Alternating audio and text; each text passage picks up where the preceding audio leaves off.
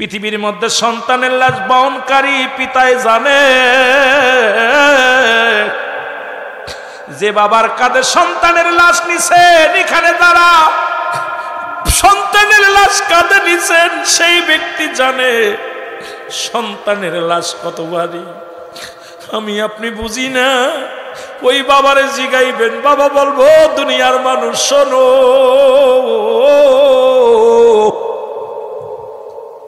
এই পৃথিবীর মধ্যে আসমান জমিন যত ভারী, এর চাইতে আমার সন্তানের দেহ কানা ভারী। কারণ আমার সন্তানের লাশের বডি খানা আমি কাঁধে নিয়ে হাঁটতে পারি না।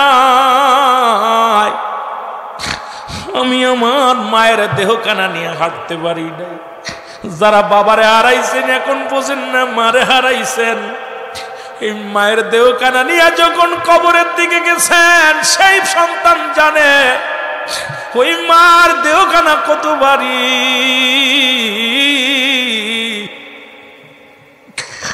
বাবার দেহখানা কত ভারী। আজকে মার বাবারে হারায় ফেলেছে। আমার বাবারা,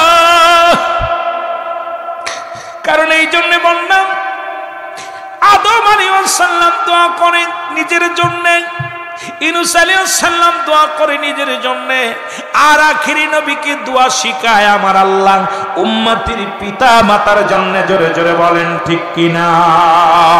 শুধু আদম দোয়া করেন, একটু আগে বললাম, আবার বলেন রব্বানা যালামনা আনফুসানা ওয়া ইল্লাম তাগফির লানা ওয়া তারহামনা লানাকুনান্না মিনাল খাসিরিন।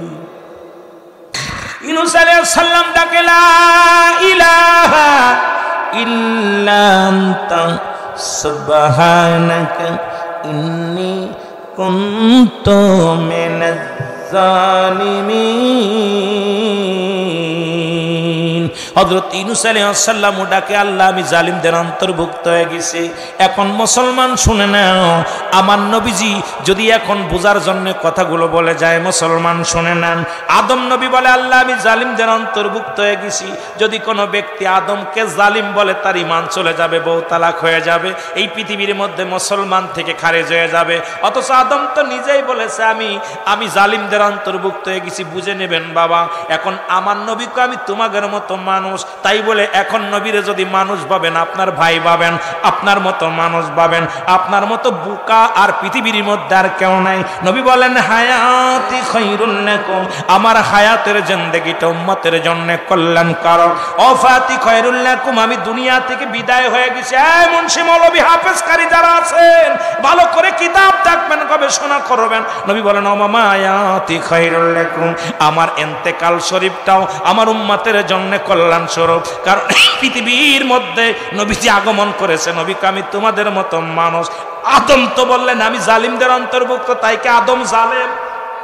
যার অন্তরে মরণের ভয় আছে, যার ভিতরে আল্লাহর ভয় আছে, রাসূলের প্রেম আছে, এদের মধ্যে একজন হযরত হুযাইর আলাইহিস সালাম। জোরে জোরে বলেন মারহাবা। হুযাইর, জোরে বলেন। একজন নবীর সাহাবী, কেউ বলেছেন নবী, সাহাবী না মুসলমান, শুনে নেন। উনি ছিলেন বনি ইসরায়েলের একজন নবী, নাম হলো হযরত হুযাইর। ও মুসলমান, হযরত হুযাইর আলাইহিস সালাম একজন নবী ছিলেন।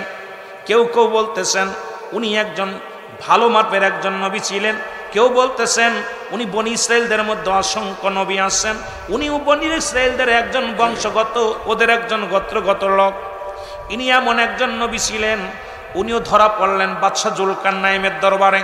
বাদশাহ জুলকারনাইন পৃথিবীর মধ্যে ছিল চিনে অর্ধ পৃথিবীর খলিফা, আল্লাহ তারে সম্পদদারি বানায়া দিলেন। একটু দিলের কান্ডা লাগায় শুনবেন মুসলমান, তাহলে বুঝতে ভালো হবে। কারণ একটা কথার মধ্যে আর একটা কথা বলে আপনারা বুঝতে পারবেন না। মুসলমান, উনাকে আল্লাহ এত লম্বা মানুষ বানাইলেন, লম্বা ছিল উনি। ও মুসলমান শুনে নেন, 48 হাত লম্বা ছিল দেহখানা, 48 হাত লম্বা মানুষটা।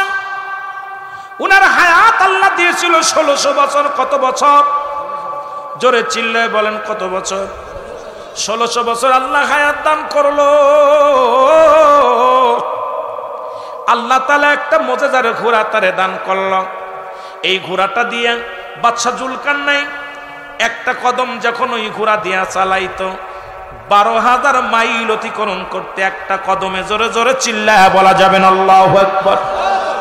কত হাজার? 12,000 মাইল অতিক্রম করত। এই দুনিয়ার মধ্যে অদ্য পৃথিবীর দান করেছিল মুসলমানদের মধ্যে দুজন ছিল ক্ষমতাশালী বাদশাহ। তাদের একজনের নাম হলো নবী সুলাইমান, আর একজনের নাম হলো বাদশাহ জুলকারনাইন। আর কাফেরদের মধ্যে দুজন ছিল ক্ষমতাশালী বাদশাহ, একজনের নাম হলো বাদশাহ নমরুদ, আর একজনের নাম হলো বুখতানসর। জোরে জোরে চিল্লায়া বলা যাবেন আল্লাহু আকবার। আতর আলী মন্ডল সাহেব মক্কা মদিনায় গেছে, আমার বাবা যান মক্কা মদিনায় গেছে। মক্কা মদিনা থেকে উত্তর দিকে একটা মহাকামা আছে, আলেকজান্ডারিয়া স্মৃতি শহর বলা হয়। বাদশাহ জুলকারনাইনকে ওই ময়দান ওই শহরের মধ্যে শোয়ায় রাখা হয়েছে। ওনার কবরের পাশে একখানা সাইনবোর্ড লাগায় দুনিয়ার মধ্যে রেখে গেছেন, আমি বাদশাহ জুলকারনাইন, আমি দুনিয়ার মধ্যে বড্ড ভুল করেছি, আমার হায়াত সীমিত।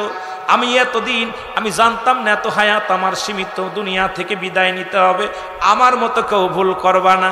তাহলে 1600 বছর হায়াত পেয়ে যদি বলে সীমিত হায়াত, আর আখিরি নবীর উম্মত বর্তমান আমাদের হায়াত হলো গড়ে 70 বছর। জোরে বলেন ঠিক কিনা?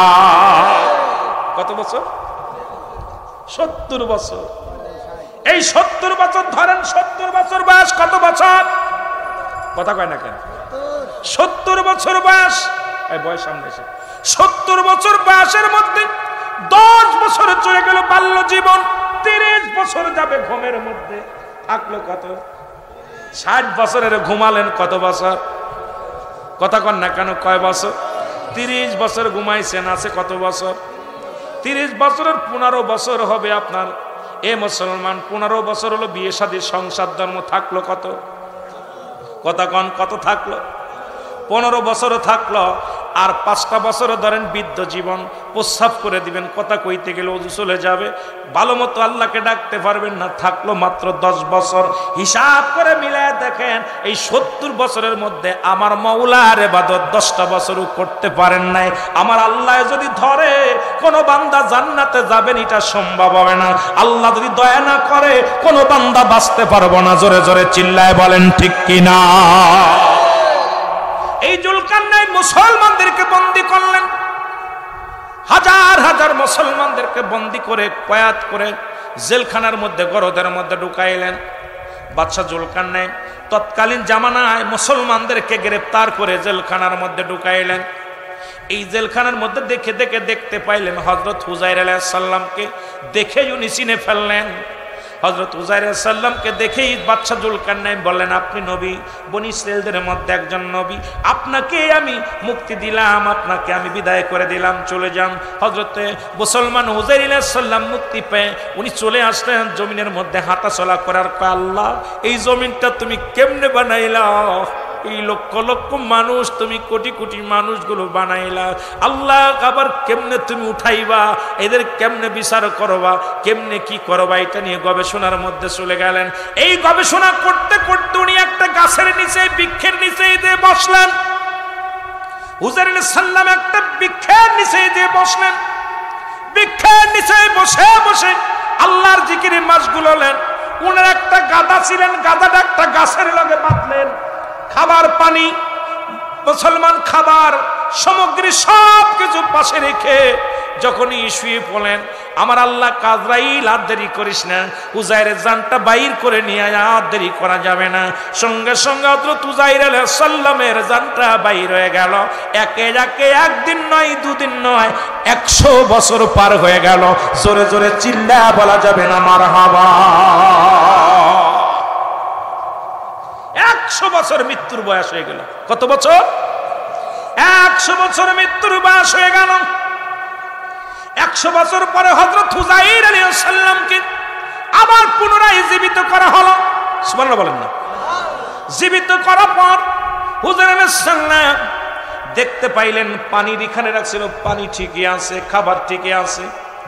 জিবরিল আমিন এসে বলে, হুজুর আসসালামু আলাইকুম। হে আল্লাহর নবী হুজাইর আলাইহিস সালাম, আপনি কত সময় ঘুমাইছিলেন? কত সময় ঘুমাইছিলেন? হুজাইর আলাইহিস সালাম বলে, ভাই জিবরিল শুনে নাও, আমি বেশি সময় না, আমার মন বলে 1 দিন বা তার চাইতে কম সময় ঘুমাইছি। এই যে ঘুমানের ওয়াজ করলাম হঠাৎ করে এই জন্য কথাটা ভালো করে বুঝে নেন। আপনাদেরকে বললাম শুনে নেন, প্রায় একদিন হয়তো একদিনের কম আমি ঘুমাইছি। হুজুর আলাইহিস সালাম বলার পর জিবরিল আমিন বলেন, না না হুজুর, আপনি কি জানেন না আপনি 100 বছর যাবত ওখানে ঘুমায় আছেন? জোরে বলা যাবে না মারহাবা? আরেকটু জোরে বলা যাবে না আল্লাহু আকবার? 100 বছর আপনি ঘুমায় মারা গেছেন। 100 বছর আগে আপনার রূহটা বাইরে হয়ে গেল। হুজাইর বলে, না আমি মানতে পারি না। আমার মন বলে ঘন্টা হানেক বা ঘন্টা তিনেক বা ঘন্টা না হলে একদিন, এর বেশি আমি ঘুমাই নাই। সুবহানাল্লাহ বলেন। কয় হুজুর আপনার সাথে কি কি ছিল? আমার একটা গাদা ছিল। কয় গাদাটা কোনে? কয় সামনে। দেখে গাদার 2 সাইডে হাড্ডি শুধু পড়ে আছে সামনে, গাদার রশিটাও পচে গেছে। হুজুর আলাইহিস সালাম কে আমার গাদা কই? হঠাৎ করে আল্লাহ কয় জিবরিল রে তাড়াতাড়ি গাদাটারে জিন্দা কর। গাদাটারে জিন্দা করলেন। গাদাটা আবার দাঁড়ায় গেলেন। গাদাটা তুমি আশ্চর্য হয়ে গেলেন, যার দুবলা হয়ে গেছে, মাটি হয়ে গেছে, সমস্ত হাট কয়েকটা হাড্ডি শুধু ব্যতীত সমস্ত অঙ্গ প্রত্যঙ্গ সব ধুলায় মিশে গেছেন। আমার আল্লাহ বলেন কুল্লু মান আলাইহা ফান, আল্লাহ কয় বান্দারে পৃথিবীর মধ্যে কিচ্ছু বলতে কিচ্ছু আমি রাখবো না।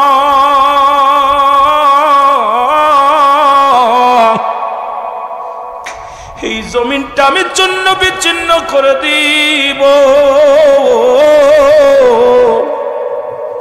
এই জমিনের মধ্যে যত মাটি আছে সমস্ত মাটিগুলো আমি পুরা তামা বানায়া দিব। আমার ভাইয়েরা, জমিনের যত মাটি আছে সমস্ত মাটিগুলো পুরা তামা বানায়া দিবে কে? আর একটু জোরে বলেন কে? আল্লাহ কয় বান্দা আমার কথা না, আমার বাবার কিতাব না, কোন পীরের কিতাব না। আল্লাহর কুরআন বলে বান্দার এই দুনিয়ার মধ্যে যত মাটি আছে সমস্ত মাটিগুলো আমি আল্লাহ পুরা তামা বানায়া দিব। জমিনের মধ্যে যত পানি আছে সমস্ত পানিগুলো আমি আল্লাহ পুরায়া ছাই বানায়া দিব।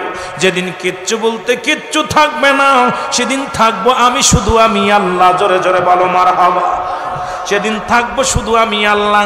এই জমিনের পানিগুলো পুড়ে হয়ে যাবে ছাই, জমিনের মাটিগুলো পুড়ে হয়ে যাবে তামা।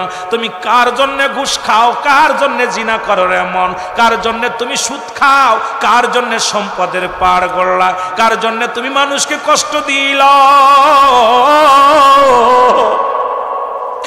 কত সুদ খাইয়া বাড়ি করলা, কত ঘুষ খাইয়া সরকার 50,000 টাকা বেতন দেয়, তারপরে তোমার 20 টাকা ঘুষ না নিলে তোমার খাবার বা মুসলমান শান্তি লাগে না।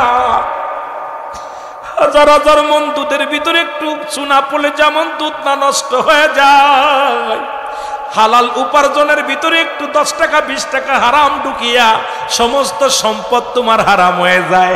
আজকে যাদের জন্য তুমি করলা কামাই, কেউ তোমার না, কেউ তোমার নয়। ওই ছেলে তোমার বিরোধিতা করবে, মেয়ে তোমার বিরোধিতা করবে, ভাই বন্ধু তোমার বিরোধিতা করবে, কেউ তোমার না। আমি অনুরোধ করে যাব রে মুসলমান,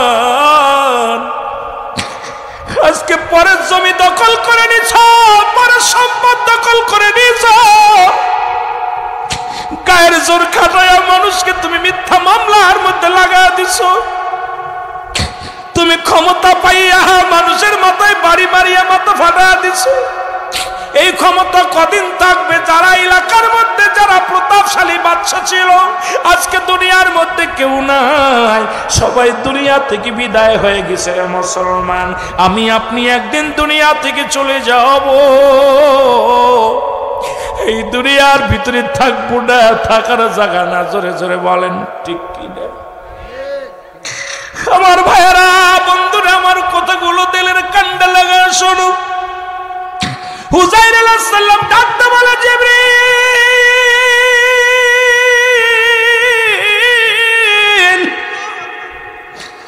আমি 100 বছর ঘুমাইছিলাম, আমার আর বুঝতে বাকি নাই, কারণ আমার দাড়িগুলো পাক ধরেছে, আমার দাঁতগুলো পড়ে গেছে, গায়ের চামড়া ঢিল হয়ে গেছে। যখন আমি ঘুমাইছিলাম তখন আমি 40 বছরের যুবক ছিলাম, তখন আমার দাড়ির মধ্যে রং ধরে নাই, তখন আমার চুলের মধ্যে রং ধরে না, তখন আমার গায়ের চামড়া গুছায় নাই।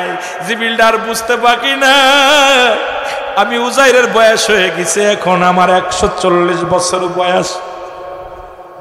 উজাইর আলাইহিস সালাম চলে গেলেন, বাড়িতে চলে গেলেন। আল্লাহু আকবার বলো না।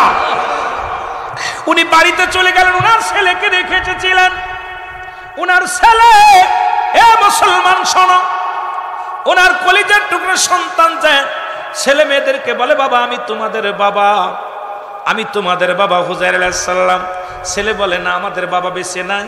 আমাদের বাবা আপনি হবেন কেন? আমাদের বাবা তো ছিল ইয়ং, 40 বছর বয়স, আপনি বুড়া এতদিন পরে। আমরা জানি বাদশা জুলকারনাইনের রাতে গ্রেফতার হয়েছে, এরপরে উনি ফিরে আসেন নাই, উনি না জানি মারা গেছে। আমরা আপনাকে বাবা বলে স্বীকার করি না। সবাই বলেন, সবার কাছে যে বলে আমি তোমাদের নবী ছিলাম, আমি উজাইর আলাইহিস সালাম, আমাকে তোমরা নবী, তোমাদের নবী কয় না, আমাদের উজাইর বেঁচে নাই। তোমাদের মধ্যে কেউ তাকে মানতে পারলেন না, গ্রামের মানুষ তাকে চেনে না, কারণ 100 বছরের মধ্যে যারা ছিল ওনার বয়সী সবাই মারা গেছে, এখন উনি মাত্র, ওনার মধ্যে কেউ আর নাই। উজাইর আলাইহিস সালাম বড় বিপদের মধ্যে পড়ে গেলেন, ডাকতে বলে, আমার মালিক আমাকে তুমি বাঁচাইলা, তবে এলাকার মধ্যে কেউ আমারে চেনে না, আমার স্ত্রী পুত্র পরিজন কেউ তো আমারে চেনে না, ছেলে আমারে স্বীকার করে না, বিবি আমারে স্বীকার করে না, গ্রামের মানুষ আমারে স্বীকার করে না, সবাই তো আমারে দূর দূর করে তাড়ায়া দেয়। আল্লাহ এখন আমি কি করব, আমাকে বলে দাও। আল্লাহ আমার জীবন থেকে তুমি 100টা বছর নিয়ে গেলা, এখন আমি কি করব, আমারে বলে দাও গো আমার আল্লাহ। আমার আল্লাহ বলে, উজাইর রে তুই পেরেশানিত হোস না, বল ওদেরকে তোমার ওই সমবয়সী, তোমার ওই জামানার মধ্যে এমন কোন 100 বছরের বেশি বয়স কোন মুরব্বী বেঁচে আসেনি, খবর নাও। খবর নেওয়া হলো, দেখা গেল পাশের গ্রামের মধ্যে একজন মুরব্বী, তিনি অন্ধ, কাঁদতে কাঁদতে অন্ধ হয়ে গেছেন। জোরে জোরে চিল্লায় বল আল্লাহু আকবার। কাঁদতে কাঁদতে অন্ধ হয়ে গেছে, উনার বয়স 130 বছর। উনাকে যে আনা হলো, যে আপনি কি চিনেননি, এই উজাইর আলাইহিস সালামের কথা বলতে পারেননি? তাই উজাইর আলাইহিস সালামের ভিতরে 3টা গুণ ছিল, ওই গুণ যদি উনার ভিতরে থাকে উনি উজাইর বলে দাবি করলে আমরা মেনে নেব। লোকজন বলে কি 3টা গুণ ছিল? 1 নাম্বার গুণ হলো তিনি তাওরাত কিতাব মুখস্থ পড়তে পারতেন, কারণ তাওরাত কিতাব আমাদের ভিতরে যত হাফেজ আছেন, হাফেজগুলো শুনে নেন, উনি তাওরাত কিতাবগুলো মুখস্থ ছিল। উনি যদি মুখস্থ বলতে পারে তাহলে আমরা মনে করব উনি উজাইর আলাইহিস সালাম। উজাইর আলাইহিস সালামকে বললেন, আপনি তাওরাত কিতাব মুখস্থ আসেনি? উজাইর আলাইহিস সালাম সঙ্গে সঙ্গে তাওরাত কিতাব পড়া শুরু করলো। উনি যখন কোরআন শরীফ তেলাওয়াত করা শুরু করলো তাওরাত কিতাব, ওই অন্ধ ব্যক্তি বললেন, আমি মেনে নিলাম আপনি উজাইর আলাইহিস সালাম। আরো দুইটা গুণাগুণ আছে, দুইটা যদি আপনি কি করতে পারেন, প্রমাণ দিতে পারেন, তাহলে আপনাকে আমি উজাইর আলাইহিস সালাম বলে মেনে নেব। কই 2 নাম্বার গুণ হলো, পৃথিবীর মধ্যে যদি কোনো অন্ধ ব্যক্তি ছিল, ওই অন্ধর চোখের মধ্যে হাত বুলালে সে সঙ্গে সঙ্গে জ্যোতি ফিরে পেত। আজকে যদি আপনি আমার চোখের মধ্যে হাত দিয়া পর আমার চোখ যদি ভালো হয়ে যায়, আমি মেনে নিব আপনি উজাইর আলাইহিস সালাম। সঙ্গে সঙ্গে আল্লাহর নবী উজাইর আলাইহিস সালাম উনি অন্ধের চোখের মধ্যে হাত লাগাইলেন, সঙ্গে সঙ্গে আল্লাহ তাআলা চোখের জ্যোতি ফিরা দিছে। জোরে জোরে চিল্লায় বলেন মারহাবা। চোখের জ্যোতিটা আল্লাহ ফিরা দিলেন। আমার বাবারা শুনলেন। 3 নাম্বার বলে, আমি 2 নাম্বার মেনে নিলাম আপনি উজাইর আলাইহিস সালাম। 3 নাম্বার, উজাইর আলাইহিস সালাম উনি এত কাঁদতে, উনি শুধু চোখের পানি ছেড়ে, আমি দেখেছি, আমি একটু দেখবো, উনার চোখে খালি কথায় কথায় কান্দন আসতো, উনি কথায় কথায় চোখের পানি ফেলতো, কারণ তার ভিতরে এত অন্তরের ভিতরে মরণের ভয় ছিল।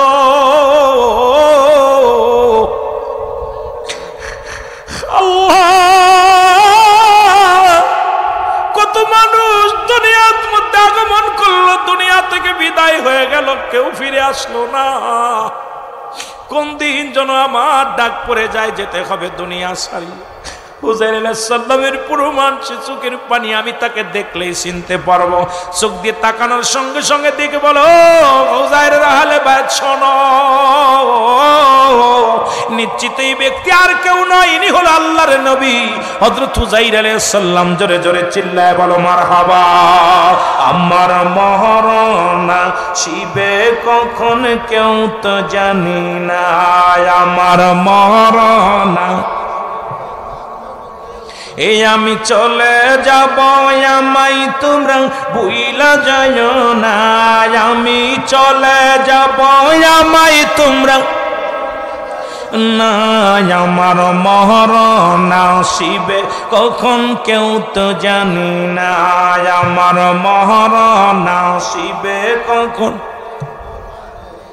এই পৃথিবী চিরদিনই থাকার জায়গা নয় অন্ধকার কবর যে তোমার আসল ঠিকানা রে মানুষ অন্ধকার কবর যে তোমার আসল ঠিকানা এই আমি চলে যাব আমায় তোমরা ভুইলা যাইও না আমি চলে যাব আমায় তোমরা না আমার মরণ আসিবে কখন কেউ তো জানি না আমার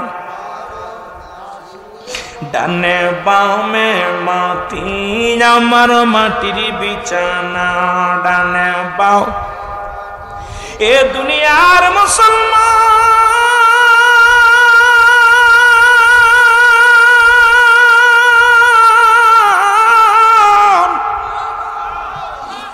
জীবন জীবন নয় এমন একটা জীবন আসবে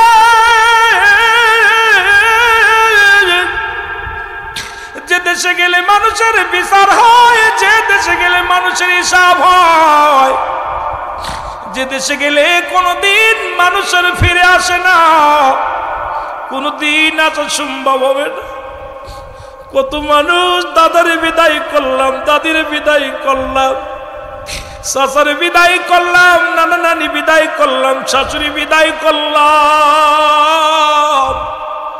কোন দিন যেন ডাক এসে যাবে আমার বিদায় করে দিবে জনগণ কত মানুষের জানাজা পড়লাম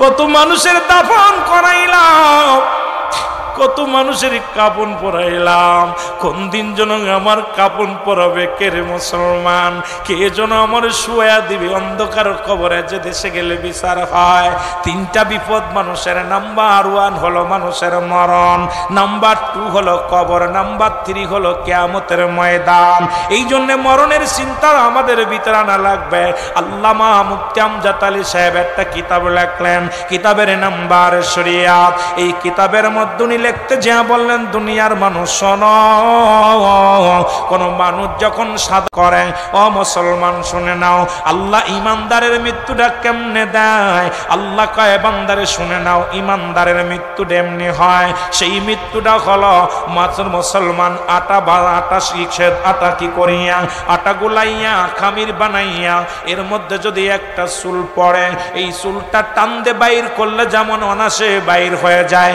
ইমানদারের মৃত্যুটা ঠিক সেমনি হয় বেঈমানদের মৃত্যুটা বড় কঠিন হয় আল্লাহ কা ইমানদারদের জন্য আমি রেখে দিলাম আল্লাহ বলে বিসমিল্লাহির রহমানির রহিম উইদ্দাতুলিল মুমিনিন আল্লাহ কয় মুমিনদের জন্য মুত্তাকিনদের জন্য আমি আল্লাহ প্রস্তুতি করে রাখলাম 8টা জান্নাত একটা নয় দুটি না 8টা জান্নাত বেঈমান কাফেরদের জন্য প্রস্তুতি করে রাখলাম আমি 7টা জাহান্নাম আল্লাহ কয় ওদের জন্য রেখে দিলাম কোরআন দলিল দেয় আল্লাহ বলে বিসমিল্লাহির রহমানির রহিম উইদ্দাতুলিল কাফিরিন কাফের বেঈমান মুনাফিকদের জন্য প্রস্তুতি করা আছে 7টা জাহান্নাম এ দুনিয়ার মুসলমান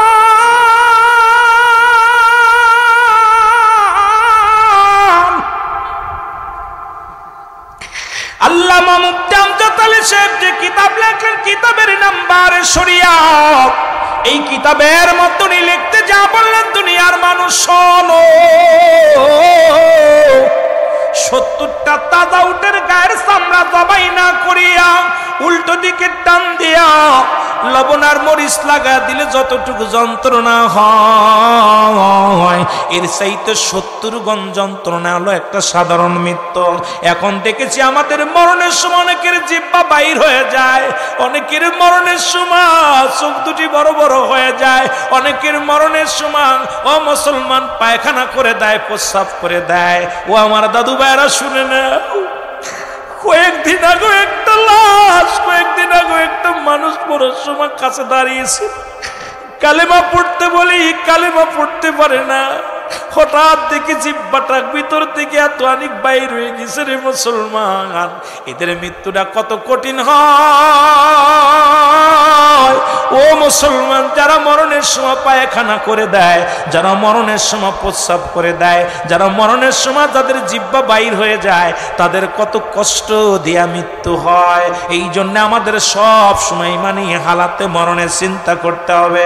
আল্লাহ আমাদের ইমানি হালাতে মৃত্যু দাও, আল্লাহ আমাদের কালেমা নসিবে করে দাও, আল্লাহ আমাদের মরণটা সহজ করে দাও। এক নাম্বার বিপদ হলো মানুষের মরণ। দুই নাম্বার বিপদ হলো মানুষের কবর। কবরটা হবে আরো ভয়াবহ। ওই কবরে কোনো বাতি নাই, কবরে কোনো বন্ধু নাই, কবরে কোনো সাথী নাই, কবরে কোনো আপনজন নাই।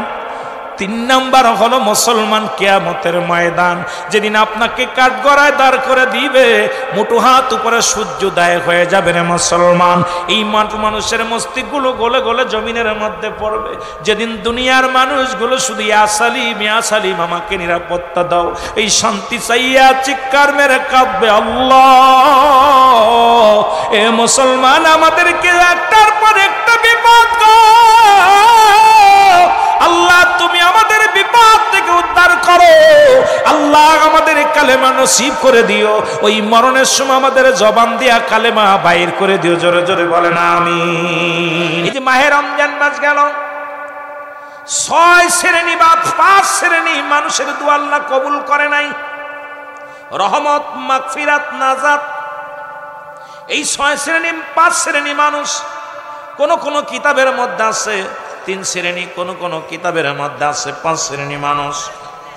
তাদের মধ্যে 1 শ্রেণী মানুষ হলো যিনি হিংসুটে, যার মনে হিংসা আছে, যার মন ভরা হিংসা আছে। সে যত বড় আলেম হোক, সে বত নিজেকে বড় মনে করে, আমি বড় মুফতি সাহেব, আমি বড় জ্ঞানী, আমি বড় হাফেজ সাহেব, আমি বাড়িওয়ালা, আমি গাড়িওয়ালা, আমার টাকা আছে, আমার ধন সম্পদ আছে, আমার জনবল আছে, আমি ক্ষমতার মালিক হয়েছি। ও মুসলমান শুনে নাও, যার ভিতরে যারা পরিমাণ হিংসা আছে, আমার আল্লাহ বলে বান্দা, তার জন্য রহমত নয়, তার জন্য এই দুনিয়ার মধ্যে লাইলাতুল কদর নয়, লাইলাতুল বরাত নয়, লাইলাতুল মিরাজ নয়, মাহে রমজান মাস নয়। কারণ ওই ব্যক্তির হিংসা যতক্ষণ পর্যন্ত সিনা থেকে দূর না হবে, ওই ব্যক্তির কোনো প্রার্থনা আমার আল্লাহ কবুল করবে না। জোরে জোরে চিল্লায় বলা যাবে না আল্লাহু আকবার। 1 নাম্বার হলো হিংসুটে মানুষের দোয়া আল্লাহ কবুল করে না, মাফ করে না। 2 নাম্বার হলো আল্লাহর সঙ্গে শিরককারী যে ব্যক্তি শিরক করলো, শিরিক করে, শিরিকি গুনাহ। দেখা যায় আমরা হাসতে হাসতে গুনাহ করে ফেলি। বললাম টাকা ছিল বিলে বাঁচলাম, জমিতে ফসল ছিল বিলে বাঁচলাম, ছেলেটার চাকরি ছিল বিলে বাঁচলাম, গাবিটা ছিল বিলে বাঁচলাম, গাড়িটা ছিল বিলে বাঁচলাম, ব্যবসা ছিল বিলে বাঁচলাম। পীর সাহেব বাঁচায়া দিছে, মৌলবী সাহেব বাঁচায়া দিছে, অমুক সাহেব বাঁচায়া দিছে। সব কিছুর মালিক হলো আমার আল্লাহ। ও মুসলমান শুনে নেন, এই দুনিয়ার মধ্যে আমার আল্লাহ তাআলা দুনিয়ার জিন্দেগির মধ্যে ভালো করে বুঝে নেবেন, এই দুনিয়ার মধ্যে আল্লাহর সঙ্গে যারা শিরক করবে, এই শিরকি গুনাহগুলো ব্যক্তি গুনাহকারী ব্যক্তির দোয়া আল্লাহর দরবারে কবুল হবে না। জোরে জোরে চিল্লায় বলো আল্লাহু আকবার। 3 নাম্বার হলো মুসলমান, 3 নাম্বার হলো পিতা মাতার নাফরমানি সন্তান।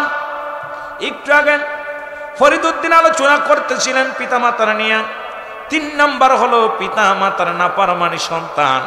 দুনিয়ার মধ্যে পিতা মাতার সঙ্গে দুর্ব্যবহারকারী সন্তান, পিতা মাতার অবাধ্য সন্তান, সে যত বড় মুফতি হোক, পীরের কাছে সারা জীবন জিন্দেগি কাটাবে। মুসলমান হজ করতে যাইয়া হাজী সাহেব কপাল ছুলে ফেলেছে, 1000 বার হজ করবেন, কোশ্চিন কালো আপনার হজ কবুল হবে না, জাকাত কবুল হবে না, কুরবানি কবুল হবে না, যতক্ষণ পর্যন্ত আপনার পিতামাতা আপনার উপরে সন্তুষ্ট না থাকবে। পিতামাতার নাফরমানি সন্তানের দোয়াও আল্লাহ কবুল করবে না। জোরে বলেন আল্লাহু আকবার। এ মুসলমান, 4 নাম্বার হলো এতিমের মাল ভক্ষণকারী। পৃথিবীর মধ্যে এতিম ছিলেন আমার নবীজি। আমার আল্লাহ তাআলা এতিমের যখন হক নষ্ট করে, এতিমের মাল ভক্ষণ করে, এতিমকে ঠগায়, এতিমকে কষ্ট দেয়, আমার আল্লাহ কষ্ট পেয়ে যায়। এতিমের মাল বক্ষণকারী ব্যক্তির দোয়াও আল্লাহ কবুল করে না। আর 5 নাম্বার আছে ওই ব্যক্তি যিনি গিবাত করো, তবে গিবাতও করা কিছু কিছু জায়গা জায়েজ আছে, এই কথাটা বলা যাবে না। এতদিন জানেন না, একভাবে ছিলেন, এখন জানছেন, আমাদের পালন করার দরকার আছে কিনা? আরো জোরে বলেন আছে কিনা? একটু জোরে বলেন আছে কিনা? অনেকে হাত উঠান নাই, জোরে বলেন নারায়ে তাকবীর, নারায়ে রিসালাত। নবী করিম সাল্লাল্লাহু আলাইহি সাল্লাম বললেন, সাহাবীরা রে, তোমরা কেউ কি কবুল আদের সব পাইতে চাও?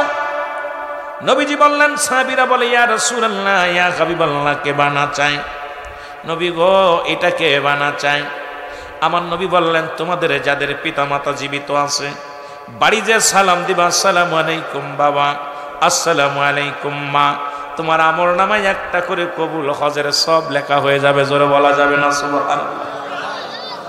তুমি কেমন করে ঘুমাও মানুষ, তুমি কেমন করে ঘুমাও মানুষ, ফজর করে কাজা, এমন তো হতে পারে জোহরে জানাজা। তুমি কেমন করে ঘুমাও মানুষ, তুমি কেমন করে ঘুমাও মানুষ, ফজর করে কাজা, এমন তো হতে পারে জোহরে জানাজা। আমার নবী ডাকতে বলে, সাহাবীরা রে, তোরা কি আমার মতো এতিম?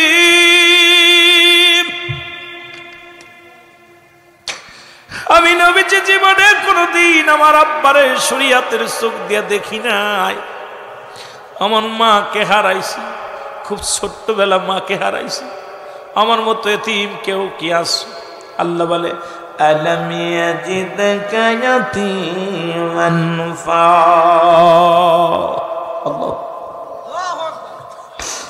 আল্লাহ বলে, হাবিব, আপনার আমি এতিম বানাইলাম। আল্লাহর কুরআন বলে, আমার কথা না, আল্লাহর কুরআন কি কয় শোনালাও। আত্মশির কোনো কিতাব নাই, সারসিনার কোনো কিতাব নাই, ফুরফুরা শরীফের কোনো কিতাব নাই, জামাত ইসলামের কোনো কিতাব নাই, ও মুসলমান, তাবলীগের কোনো কিতাব নাই। কিতাব হলো আমার আল্লাহর।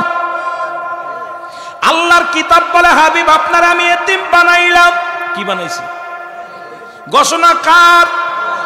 আরো জোরে। ঘোষণা হলো আমার আল্লাহ। এতিম বানাইলাম, আপনাকে আমি পথহারা বানাইলাম, আবার পথের সন্ধান দিলাম।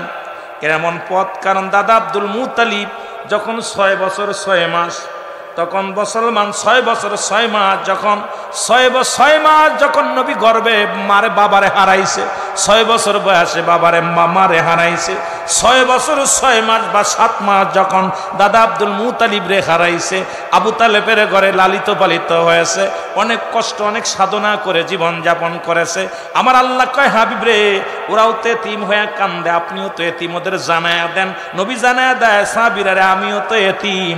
সঙ্গে সঙ্গে আল্লাহ কয়, জিবরিল দৌড়ায় যা, আমার হাবিব রে জানায়া, যাদের আব্বা নাই, যাদের মা নাই, তাদেরকে আমি জানায়া দিলাম। পড়েন না, রব্বির হামহুমা কামা রব্বায়ানি সগীরা। মারহাবা বলেন না? কষ্ট হচ্ছে? অথচ বাবা আদম নবী কান্দে, কি বলেন শুনে নেন। রব্বানা যালামনা আনফুসানা ওয়া ইল্লাম তাগফির লানা ওয়া তারহামনা লানাকুনান্না মিনাল খাসিরিন। বাবা আদম কাল্লা, আমি জালিমদের অন্তর্ভুক্ত হয়ে গেছি, আমারে তুমি ক্ষমা করে দাও, আমাকে তুমি মাফ করে দাও। আর আখেরি নবী কান্দে, রব্বানা, আমার নবী কান্দে, রব্বির হামহুমা কামা, এ আমার রব, আমার প্রতিপালক, আমার পিতামাতা, আমার আব্বা আমার সগীরা কবিরা গুনাহ মাফ করে দাও। আল্লাহ শিখায় দেয়, বান্দা কান, এইভাবে দোয়া কর, আল্লাহর দরবারে দোয়া কর। এখন আমাদের দেশের মুফতি মুহাদ্দিস সাহেবেরা কয় মোনাজাত করা যাবে না। কোন কিতাবে যাবে না একটা দলিল দিতে পারলে 1 লক্ষ টাকা পুরস্কার দিব। যদি হেডাম থাকে আমার কাছে আসতে হবে, একখান দলিল দিতে হবে যে মুনাজাত করা যাবে না, মুনাজাত করা যাবে না, দোয়া করা যাবে না। আপনাদের কিতাবের নাম হলো মুফতি শফিক আহমেদের লেখা, যারা দেওবন্দ মাদ্রাসায় লেখাপড়া করেন, যেটা হলো বাদান কওমি জামাতের ভাইয়েরা। আমার ভাইয়েরা, আলিয়া মাদ্রাসা নয়, কওমি মাদ্রাসার ছাত্ররা রেকর্ডিং করে নাও, গুরুকে ফোন দাও যে হুজুর বলে গেল কথাটা রং কিনা, রাইট যদি না হয় এখনই বিচার হবে। মুসলমান মুফতি শফিক আহমেদের লেখা ফতোয়ায়ে দেওবন্দের মধ্যে 2য় খণ্ডের মধ্যে 33 নম্বর পৃষ্ঠার মধ্যে 50টা নাম্বার কিতাবের নাম, রাবির নাম ভালো করে শুনে নাও। উনি লিখলেন 5 ওয়াক্ত নামাজ আদায় করে জিয়ারত করে সর্বহালাতে আল্লাহর দরবারে 2টি হাত উঠায় দোয়া করা উত্তম মুস্তাহাব। উত্তম মুস্তাহাব। একটা গুনাহ লেখা হলে পরে যদি গুনাহ হবে, একখান দলিল দিতে পারলে সারা জীবন তোমার বাড়ি গোলামি করব, একবেলা খাবার চাবো না, একখান দলিল দাও, জায়েজ নাই। এখন মুনাজাতের কিবলা আগে চিনতে হবে। শরীয়তের কিবলা আমার আগের বক্তা বলেছে জানতে হবে। শরীয়তের কিবলা হলো কাবা। শরীয়তের কিবলা হলো কাবা। দুজানের কিবলা হলো রাহমাতাল লিল আলামিন। সুবহানাল্লাহ বলেন না। দুজানের কিবলার নাম কি? জোরে বলেন, দুজানের কিবলার নাম কি? আমার মনে করছে আপনারা কষ্ট পান, কষ্ট পেলে আমি আলোচনা ঘুরিয়ে ফেলবো।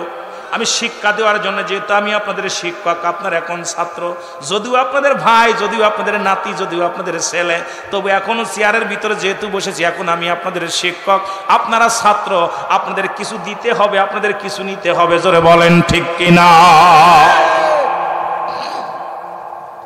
সব বাইবে তার সব সময় হলে হবে না, কিছু সময় শাসনও করতে হবে, ভালোবাসতে হবে, আদরও করতে হবে, কিছু দিতে হবে। জোরে বলেন ঠিক কিনা?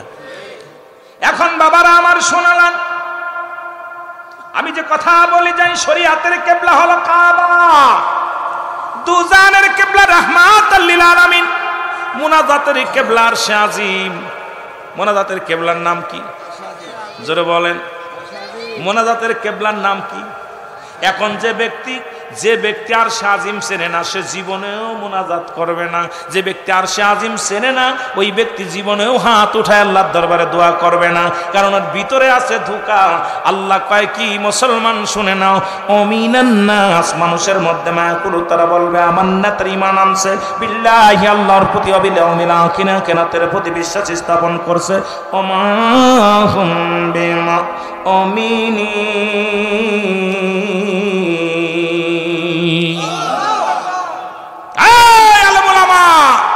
মানুষের মধ্যে ধোঁকাবাজ আছে, বেঈমান আছে, দুশমনের রাসূল আছে। জোরে বলেন ঠিক কিনা? আরো জোরে। মানুষের মধ্যে, নাচ শব্দের অর্থ কি? কথা কয় না। মানুষ, নাচ শব্দের অর্থ কি? মানুষ। এই জন্য আল্লাহ মানুষদেরকে ডাক বেশি দেন। আল্লাহ পিরাই জায়গা বলছি,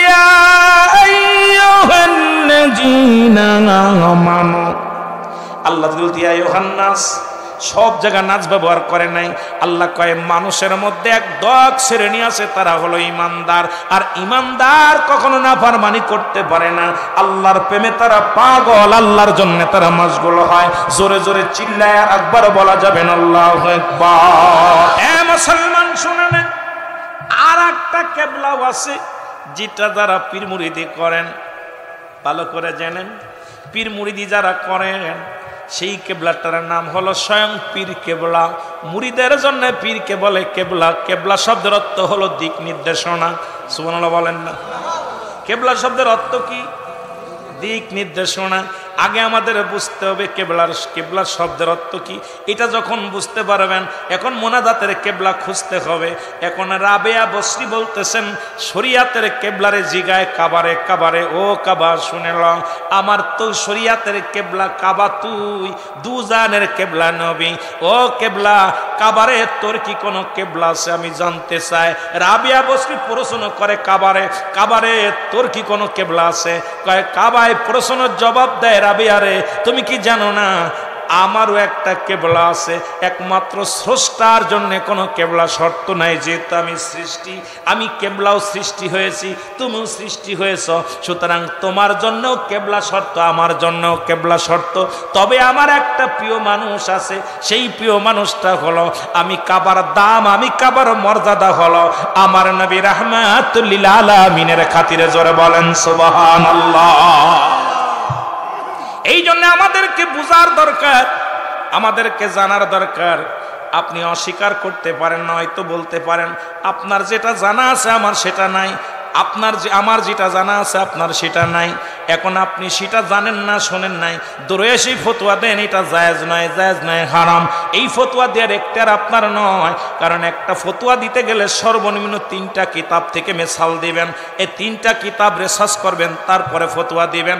আপনি ওই ছোটি কিতাব পড়ে এসে লাভ দেই যদি বলেন এটা জায়েজ নয়, কারণ আপনি সমাজ এবং জাতিকে নষ্ট করার জন্য নিজেই দায়ী হবেন। ইয়াউমাল কিয়ামতের ময়দানে আল্লাহর দরবারে জবাব দেওয়া সম্ভব হবে না। জোরে বলেন ঠিক কিনা?